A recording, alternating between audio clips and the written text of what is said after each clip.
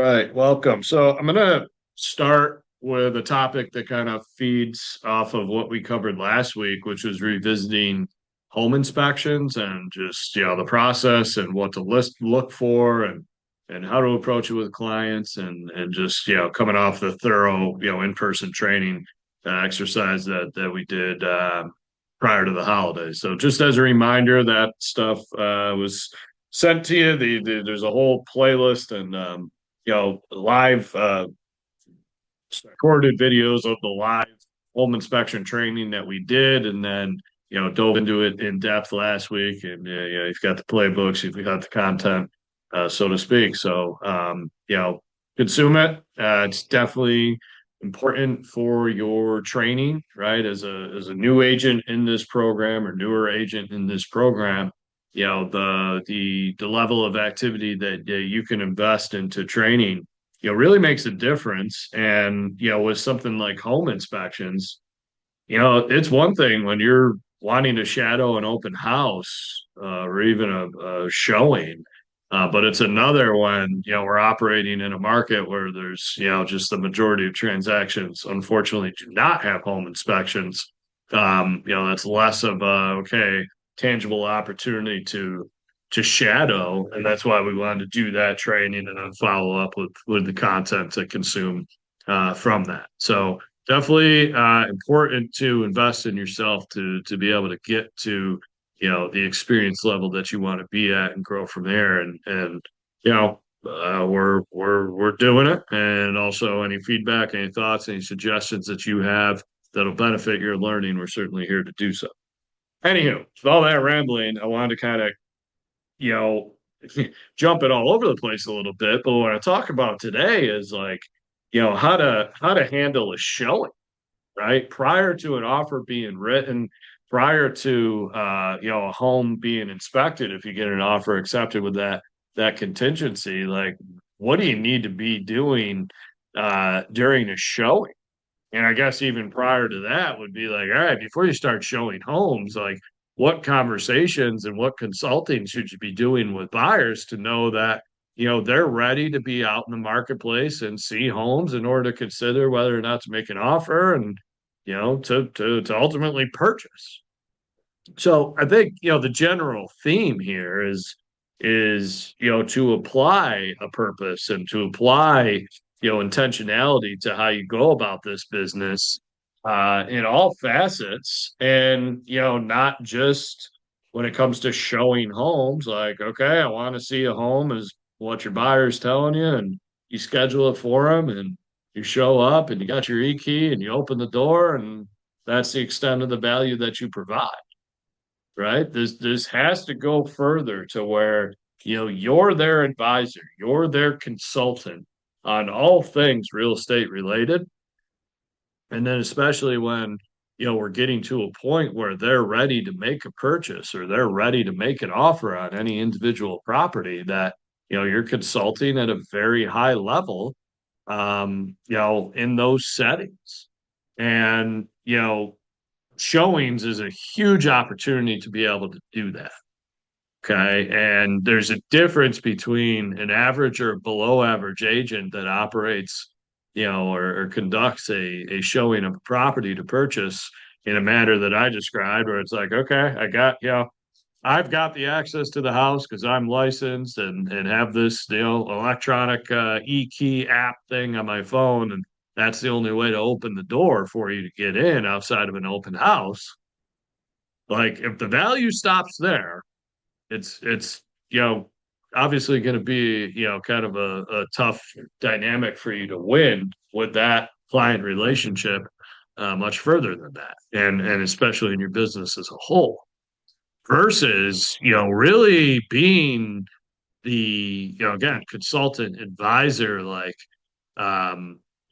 insurance policy to a degree, right, of the decision that they're making and how well you help them analyze the potential for purchasing any given property based on it fitting their personal preferences, based what about what they're looking for, and being this is where it's kind of like being a friend to them, right? And just like, yeah, I could see you living here, right? That type of approach. Or, hey, I remember you told me you really didn't want to have a pool.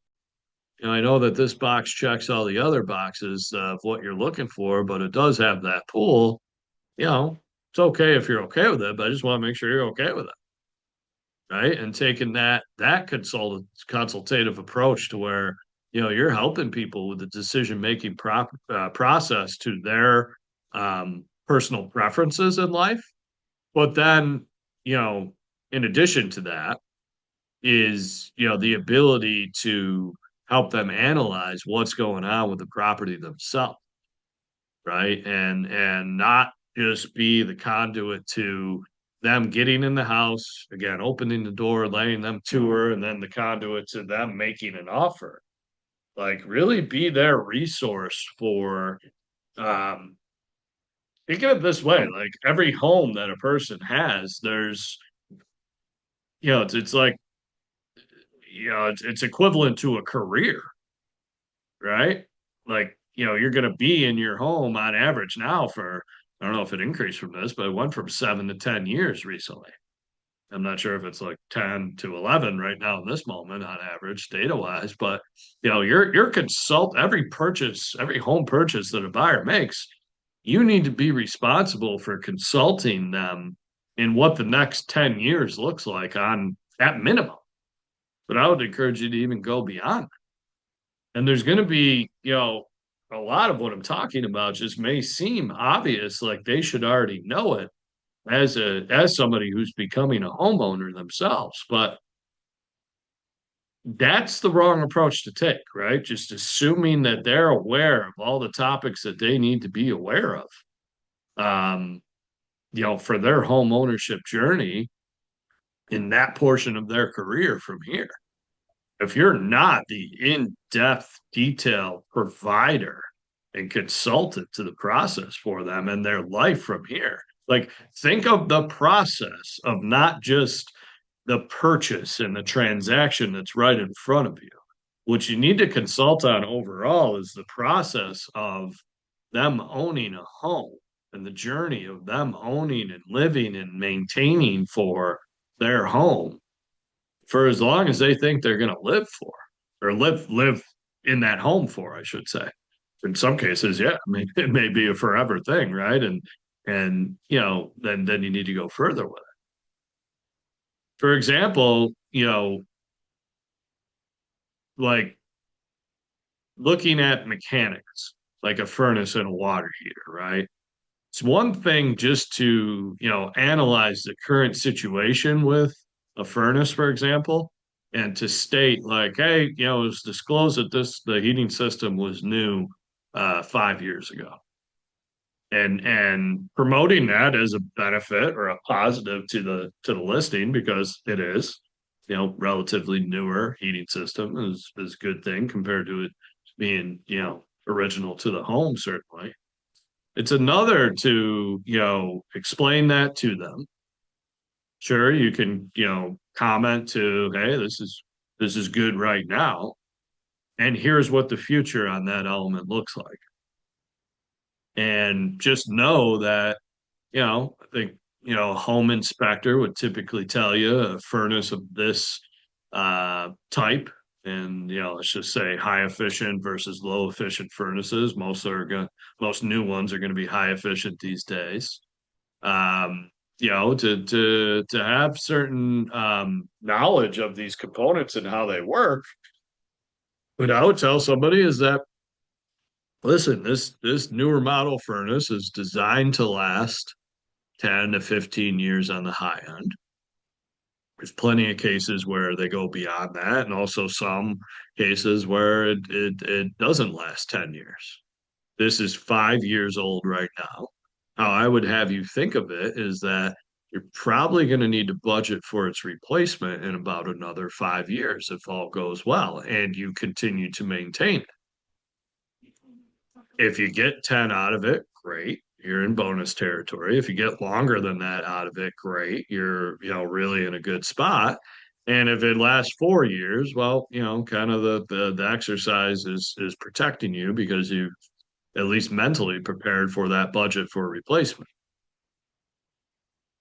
There's a different level of how you consult with somebody when you're seeing a home to tell them, hey, you got a 5-year-old furnace and leave it at that.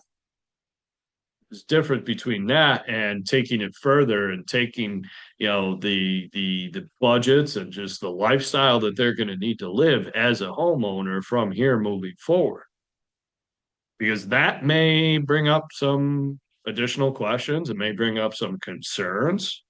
In this example, right, where it's like, wow, I only want to buy a house with, a furnace that's 5 years and younger or newer.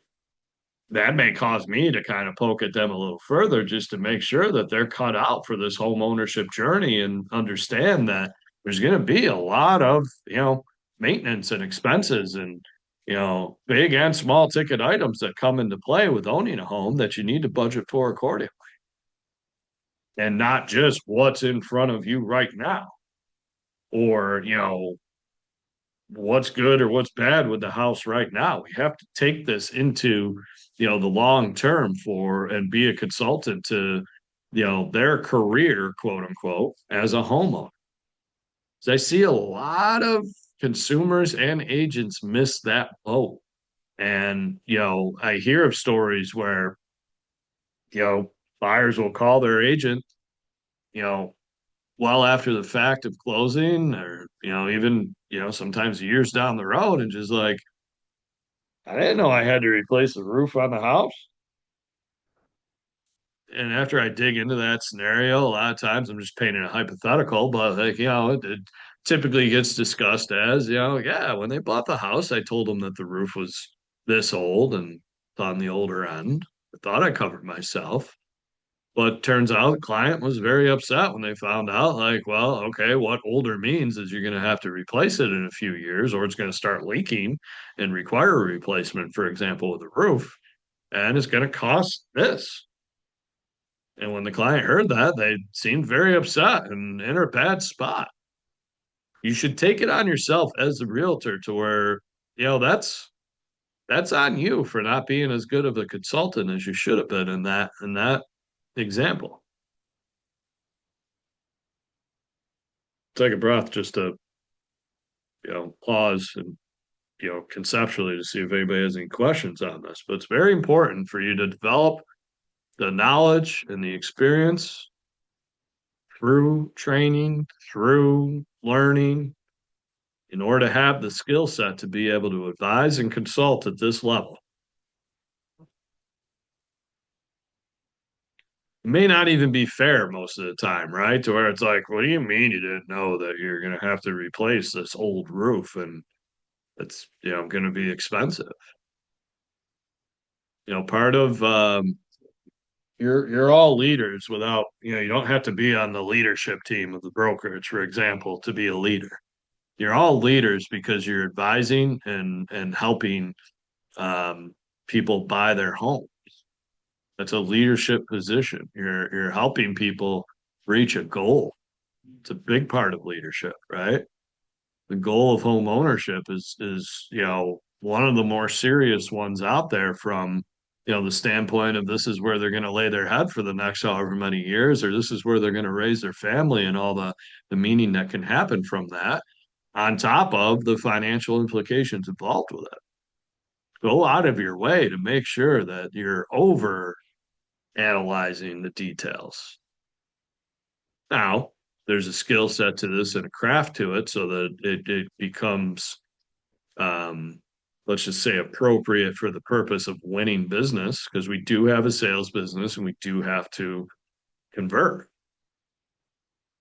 You could do this without it being some salesy, feeling dirty about it type of process that, leads to your conversions. Meaning that you can, like I'm telling you, like, hey, scare the crap out of people as you advise them so that they know fully what they're getting into. You can do that while also making sure that you're winning.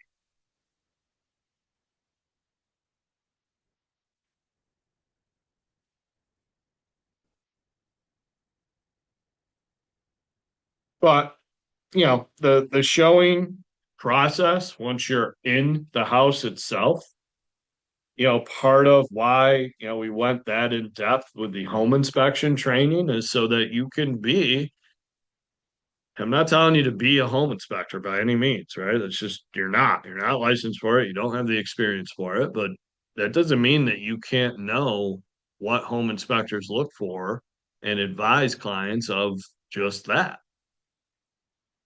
And also, you're selling real estate. You should be aware of the components that a home inspector is going to look for in the product that you're selling. These are major, major transactions for people, as we know, both from a emotional, just human being standpoint, but also from a financial aspect, as I said. You have to be in tune with it at a very high level because you're the lead person for them. You're the one that's making the money. It's just, be blunt about it. To lean into an attorney who's making a few $100s on the transaction compared to you making a few $1,000s on the transaction isn't right morally. Let's think of it that way. To fall back on the excuse going to the home inspector or the attorney or the lender when they're, not the main conduit to these transactions like you are, is wrong. And you have to take it upon yourself to make sure that you're able to thoroughly protect your clients and the people that you're representing. Um, a lot of times it's just from themselves, but you have to go out of your way to take a purposeful approach to do this. So really examine, again, like I think that home inspection training series that I sent to your email last week, like, if you watch it already, I'd watch it again. Right. I think, until you can get into an experienced situation where you've been in enough homes to know exactly what to look for and how to look at it, keep, evolving your skill sets through education. But, the major components, what I would look for in a showing, start with the most expensive elements, right? Which would be roof, siding, windows, probably in that order too, most of the times. And, it's be careful of throwing out pricing, but this stuff's expensive, right? Like, just to give you an example, I mean, a $10,000 roof used to be expensive back in the day, and now it's, 20,000 is, probably more so average than not. But just to understand like the age of components and what their design useful life is, and then a general cost associated with the replacement or the repairs or the upgrades, it's very important for people to understand. I often hear from people and like I just wonder, it's like, man, was the buyer thinking that you're going to take their trash out for them after closing too? Like, how did they not know that this was going to, play out in owning a home? And that, go down the rabbit hole with this topic, right? But it's just a matter of, not everybody is cut out for home ownership. There's plenty of, personal preference that leads people to rent and not own their home, frankly, because of this topic, right? And you may discover that as you're consulting, this thoroughly with people that like, it's just I can't deal with the stress of having to, spend $20,000 on a roof 10 years from now. Or I don't want to live with the stress of having to spend $1,000 to $1,500 on a water heater that could blow any day. Likely, there's a dynamic of like, I'm this is tight as it is. If you're telling me that, I gotta have a certain level of budget for ongoing, routine maintenance item after closing, I may not be ready to be a homeowner. It's your job to get to the bottom of that, from how they're thinking of it, emotionally or philosophically. Well, consult on the big ticket items, roof, window, siding, or roof, siding, windows in that order is how I would think of it. Then you get into, furnace and AC. Um, Electrical is, probably next on the list. A water heater, again, 1,000 to $1,500 type of an expense. Um, and that, and in terms of just like if any of those items go wrong, you're going to want to replace it so the home is functional, right? That's outside of like cosmetic upgrades, and that can get even trickier, right? But because it depends on the quality and how they want to get the work done, right? Because there's a difference between just um, laminate flooring as an upgrade and bamboo hardwood from Brazil. Two different costs associated with the overall category of flooring. But the more that you're in tune to this type of um, aspect to the process, the more that you're going to be able to consult at a level that allows you as the business owner to win consistently.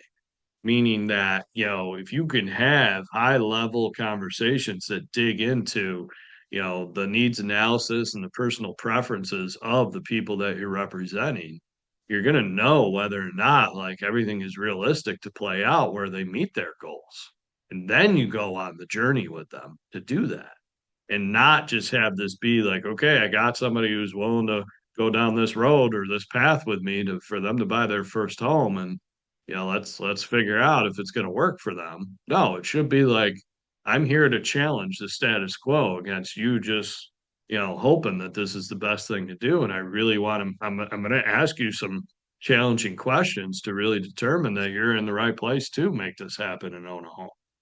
That should be the mindset.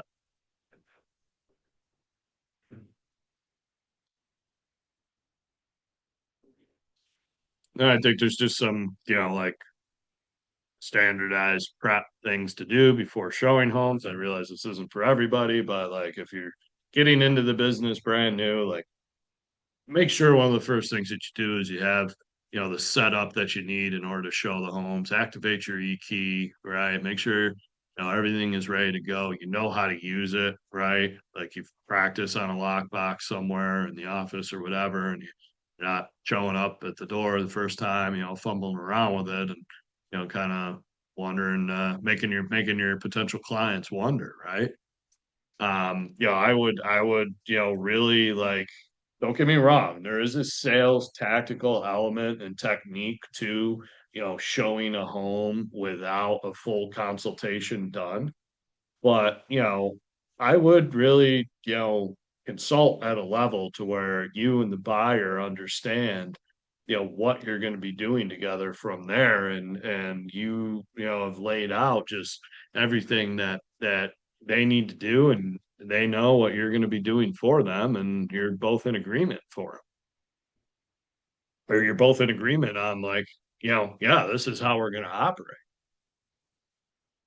There's a bunch of topics here, but just like, setting up showings and making sure that you're bringing some logistical type of, process to it and not, if a buyer wants to see three homes and two of them are on the west side and one's on the east side, that you're starting in Greece, going to Webster and then coming back to Gates, unless they want to, right? But like, using some craft and tactic to, how you set up, the tours and the access to the properties and making sure that you have everything for each property, predetermined before you're out and running. And that includes just the information that you need to have on the properties to present to the clients as, factual in terms of, this is what has been disclosed on the listing. This is, what the listing agent has told me. Here's the past history of the property, like having either easy access for you to answer these questions on the fly or kind of a thought out, brief presentation on each property once you start touring it with them. Really set the stage for yourself, right? Because this is like, you're performing now, right? So have the prep the prep work done ahead of time so that you can perform at the highest possible level and continue to win with this client. Just because they're allowing you to show them homes by an agreement, for tonight, say for example, if you're not on with your performance, that agreement, as we all know, or if you don't know, like these agreements can be terminated. And how this plays out, right? And not to go down the rabbit hole, but if a client wants to terminate their exclusive buyer agency agreement with you, the conversation, you bring that to me. If this is, first time going through this of getting fired, I don't mean to say it that way because you all will get fired at some point, even if it's not your fault. But that's just the way the nature of the beast goes. So we're dealing with people and it's a human business and you know, that opens the door for a lot of variability, whether right or wrong. But if you're not performing at the highest level, I would expect to get fired. And when a client wants to fire you, and you bring that to me with, hey, they want to fire me, I have this agreement, I want to withhold it, or I want to, hold it up and not let them. It's going to come down to a conversation of, okay, if you want to sue them,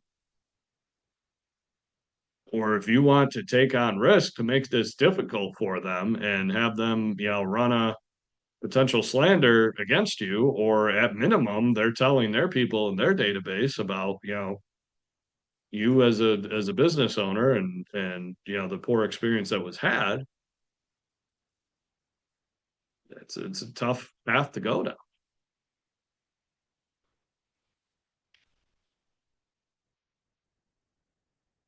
I'm just looking through some notes here. I'd really, when you're doing showings, so in addition to like pointing out the key features, right? Some of which you'll get from the listing info and the descriptions for it.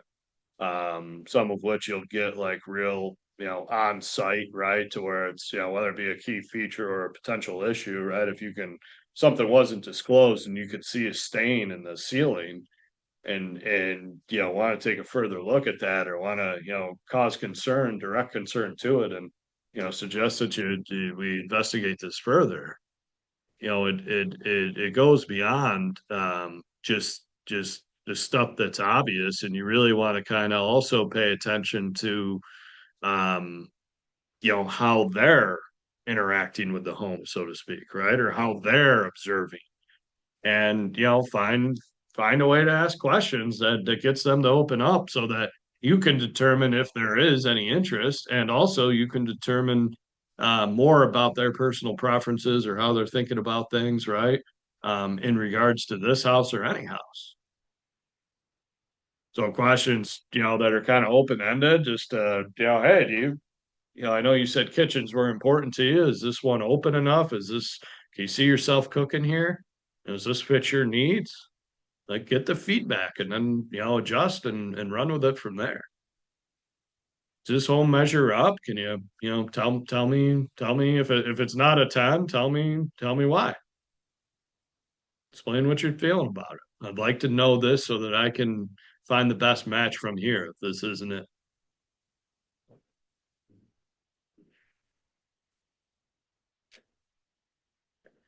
Questions? Thoughts? I think the final note on this topic of showings, and we talked a lot just conceptually so far, and that's okay. But make sure that so we've talked a lot about the conceptual like sales side of this, right?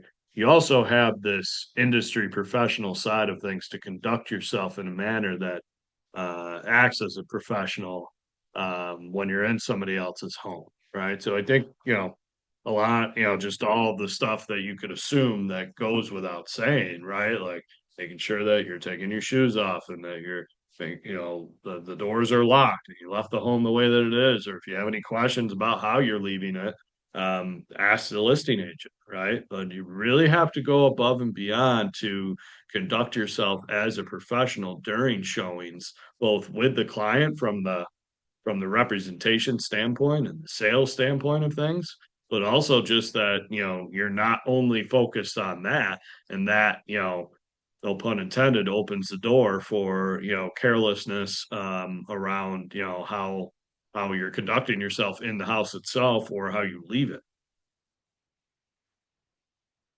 Think of it this way, like, you're being interviewed, as their listing agent as well with a buyer, right? How you conduct yourself in other people's homes is going to tell them, how you're going to treat their home if they have a home to sell. Over communicate with other listing agents on that topic, is a good rule of thumb. Thoughts, questions?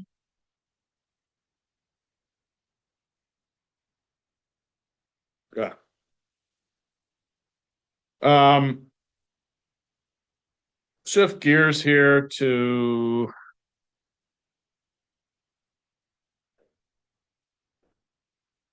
I'm going to introduce a concept.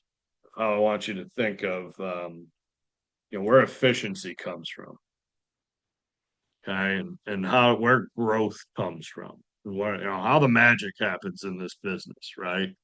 And I've got a formula for you to think about, and the formula would be that your activity times your education or your training or your personal development equals efficiency equals growth. Meaning the level of activity that you invest into, building this business, coupled with the education and the training and the personal development, that leads to the magic happening. And to be consistent with that is where, a business can actually play out as being a business that's something that you're proud to own. It's something that, allows you to reach your goals and reach the next level of your career that you're seeking to. And what I can tell you is that the activity side of that equation is what matters most. If I had to choose one between, one of those two factors of either activity or learning or education, I would choose activity all day long because that's how you learn. And I think there's too much of, you know, like the failure rates that occur in this industry occur because there's an activity gap most of the time. That's what I would argue. They can occur from a learning gap, but like you can succeed your way from to, you could find a path to success that is just strictly activity based and you don't bother to learn much. This message, really can play out for this group and this company especially because we are so training and education focused for a reason, and it's all good. And I'm not diminishing the effect that can play out from that. But if you're just learning and not doing, you won't have a business. I'm sorry to be blunt, but just it's not going to work. It's not a formula that works. Okay. So to live in harmony with activity and education in order to create your efficiency, in order to create your growth, has to be the mindset. But above all, the activities and the effort to, um, what you need to think of, okay, if you're hearing this, like, okay, hear you, Jason, what activities am I supposed to be doing? Communicate to your community. Period. Nothing else matters. And really, like, my job as a leader, in a dynamic like this is to lead you into action. Doesn't even have to be the right quote unquote or the or good action or highly efficient activities. If nothing else, how many people can you talk to on a daily or weekly business? The beauty of doing that is that human nature, for the most part, is reciprocal. And when you're talking to people and you're asking about them, they're going to turn around and ask about you, and boom, there's your entry to a real estate conversation.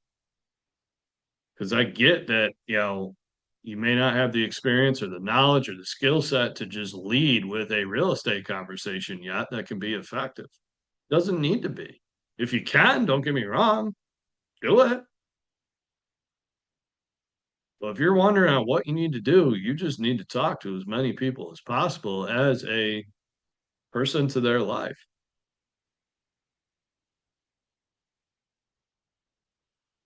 The next level up would be okay, you're talking to people consistently, and yeah, how do we apply more purpose to that? How do we attempt to offer value to their real estate life?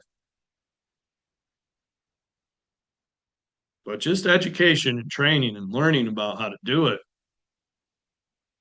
is not only is it not enough, but it's just pointless without the activity other than to just like have a great mind around how the real estate agent business works.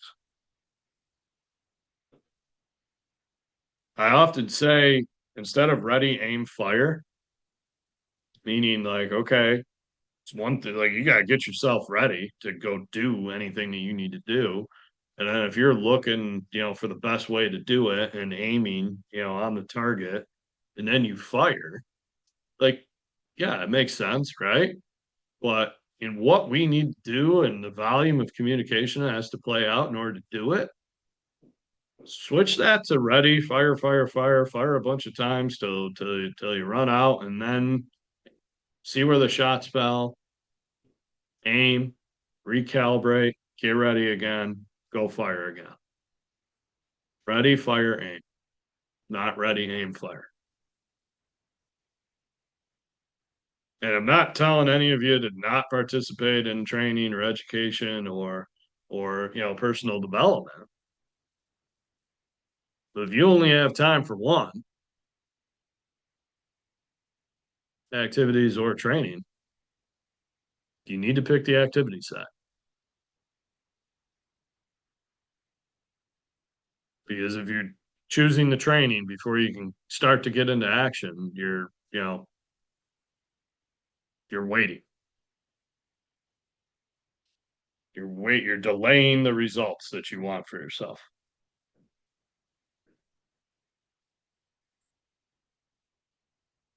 Share this chart here. This is where the magic happens. When you have a desire or a want or a need even to build a career in real estate, hopefully that leads you into action. Just that alone, action alone isn't good enough either, right? Because now you need to invest in the education, in the learning in order to find out how to be consistent, in order to build a habit, right? Because the magic, the results come from having a business comes from your desire leading to action that leads to consistency. And this little sliver here is where the magic happens. And all the rest of these bubbles, all the rest of this space that's not in this red highlighted space here is, kind of the difficult part, right? The part where it's like, I need to be doing this, but I'm not getting a result. Keep going. So if you're looking for the magic to happen, it only happens when all three of these are churning. And you could see, the size of these bubbles, right? Consistency is like equal size or just a little bit bigger to the action bubble for a reason. This is the only way that plays out. I mean, you need to be careful about too much time learning and not enough time being active. And if you're hearing this early on in your career and feeling like I'm not ready yet, well, A, I'm here. B, just get out there and break stuff. Pick up the pieces. There's nothing that you can do from an attempt to communicate with people that you can really go wrong with as long as it's not falling into an obvious category of where styles or method for where it would be wrong to communicate with somebody. If you're just approaching this business to where like just be a good person and talk to people, nothing's going to go wrong. And you're only going to build your skill set further, and you're only going to really learn. You're only going to implement what you do learn by doing that.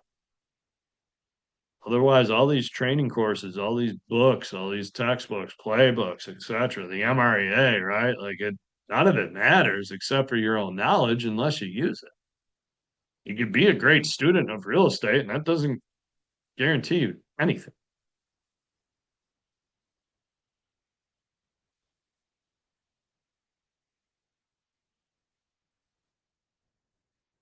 All right,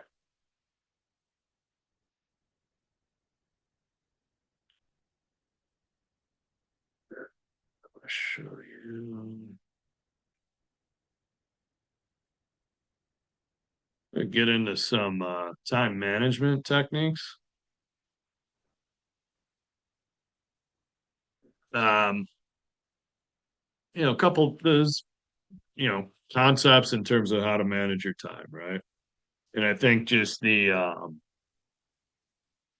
let's just start with this. The notion of time blocking your schedule. I'm a believer in it. Like it can work if you can build something and stick to it and be effective with it and see that it shows the results, right? I think practically speaking, with our business, um, don't get me wrong, like it is totally possible, and I live a time block schedule, and I know many successful people that do that, at least for the one thing of what you need to do from an action standpoint in order to generate the results for your business, i.e., lead generation, to have that time blocked so that it's protected and that you do it and you have the time to do it. Yeah, it's incredibly powerful and it is obtainable. I think the risk or the friction to that playing out at mass in the industry is that we operate in an industry where we could have 10 different clients needing to see homes or wanting to meet with us or talk with us at all 10 times throughout the day, different times throughout the day. And all of a sudden, you're on their schedule and not on yours. And yeah, go make that money, right? Like prioritize to where if you got something to convert in front of you, go convert it. But you also need to understand that you have dueling priorities in this business. One is to convert the business in front of you as a salesperson, which is the obvious part, right? And it gets easy when it's like, I got all these clients and I need to get, create a paycheck from them. That's how you're thinking about it, and that's okay, right? But as soon as you just prioritize the focus to that only and then lose the focus on generating the next client, you're in a dangerous position. So you have dueling priorities or duality to your priorities, I should say, where you need to do both at a high level if you're gonna, call yourself a business owner and see the success from owning a business in real estate agent life. So yeah, if you can live the 9 to 11, I'm going to lead generate, and 11 to 12, I'm going to lead follow up, and I'm going to take a break at noon for lunch, and then I'm on appointments the rest of the day. If you can structure that logistically right now and find a way to get on board with that lifestyle and protect your time accordingly to it, please do. I always try to bring a real approach to things, right? And real me is saying like, hey, I understand, you know, how this plays out in our industry. And then therefore it becomes like, okay, if you're not going to have, scheduled time to do things, how do you, live an outcome based time lifestyle? Meaning that as long as you get the outcome at the end of the day or the end of the week, in theory, it doesn't matter in what time you got it done. Time of the day on a schedule, right? If you get the result, like that's, priority over everything because you can also, you know, live a time block schedule, but not have it work. And then what's that doing for you? So I got some tips and techniques and ways of thinking about how to manage your time. This first one is called the Eisenhower matrix. Um, I don't know the full story, but past President Eisenhower apparently came up with this.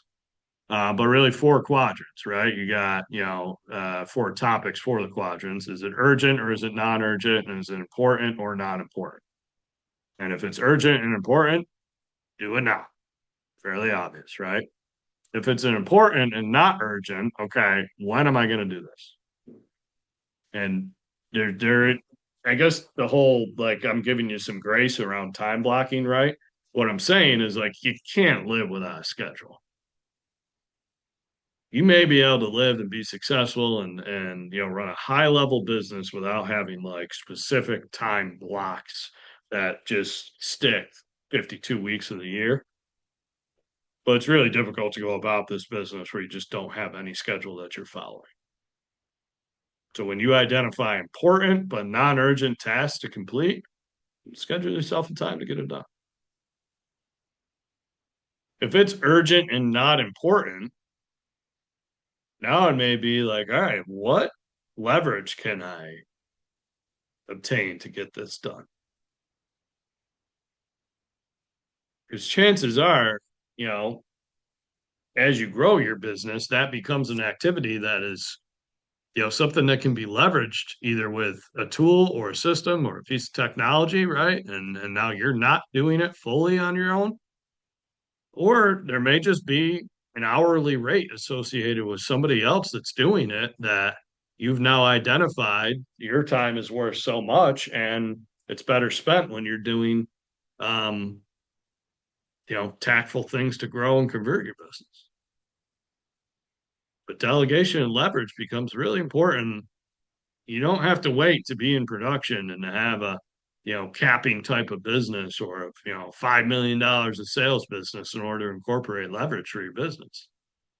Especially in the world of AI and technology that we live in now, there's a lot of leverage that can be right at your fingertips for free, frankly. And then if you have things that are not important and not urgent, chances are it's something that needs to be eliminated.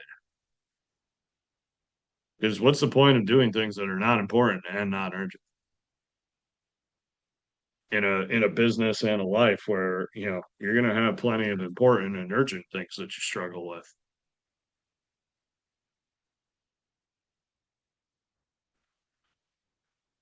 What else I got here? Anybody ever hear of the Pomodoro technique?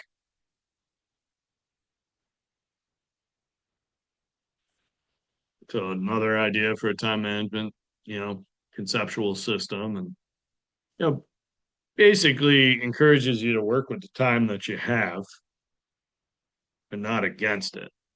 And if you were to follow these steps to where like if you're able to choose a single task that you need to focus on, like contacting your database, and then set a timer for whatever you want to pick. You do 10 minutes, 20 minutes, an hour, whatever works.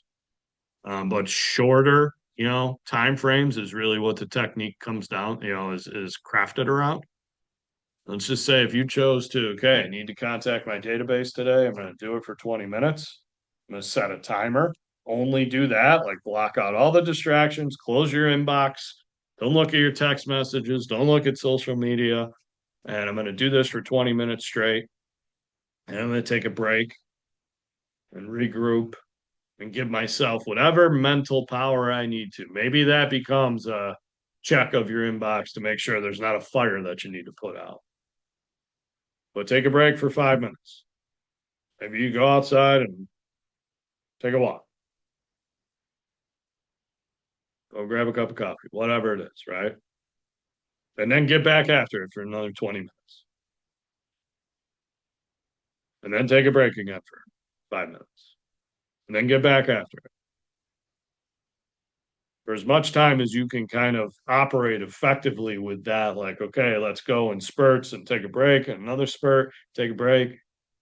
That's a conceptual technique for how to manage time.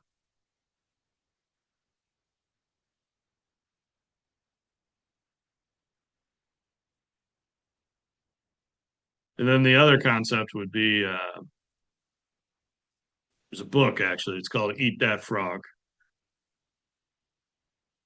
and it's actually I believe Mark Twain came up with the quote of "Eat That Frog" first, but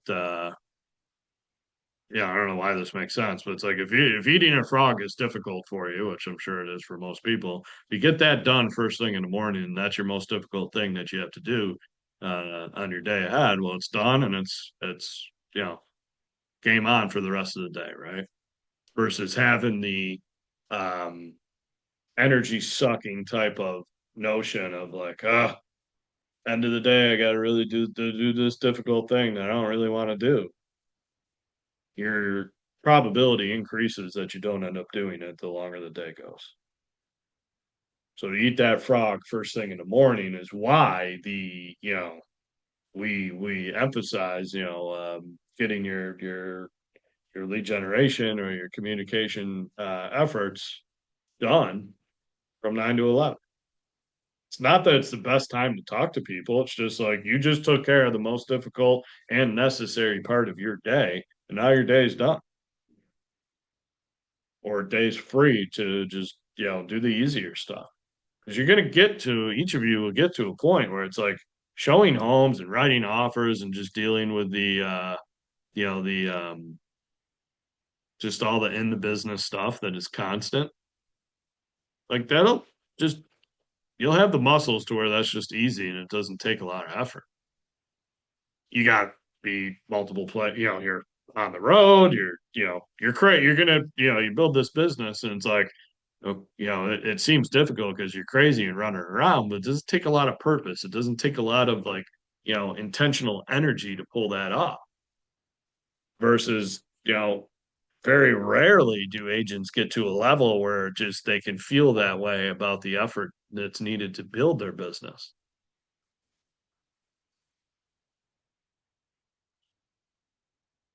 Finding a way to get to like optimal flow, so to speak, right? For you personally, it's going to be something that's unique to you. And just understand that, like, not everybody's going to fit the mold of because here's what you're being told by Gary Keller, right? Somebody that, yeah, he is worth listening to, right? So you'd be smart to take his advice. But what's going to come across your desk with that said is like, you need to lead generate from 9 to 11 every day, 5 days a week. Well, if that doesn't lead to the optimal flow that you need in order to have these activities play out, find what does.